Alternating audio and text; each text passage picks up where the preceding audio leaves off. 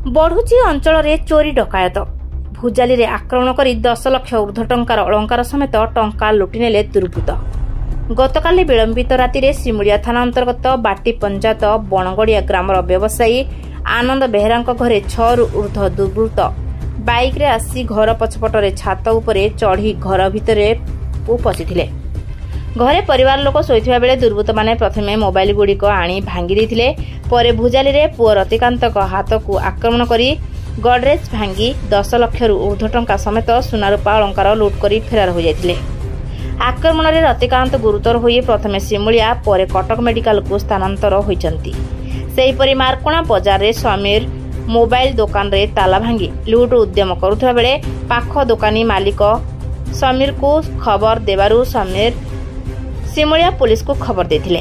संगे संगे पुलिस पहुंचबारु 5 जन युवक दौड़ी पळे जाउथबा बेले पुलिस 3 जन को काबू कला सिमुलिया पुलिस।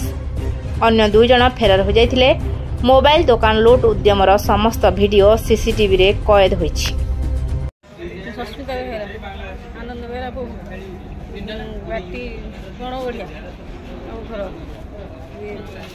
डकायत बसी सब सुना गहना सब नहीं 20 लाख आनुमानी 20 लाख पर देर को हाणी दे कटक मेडिकल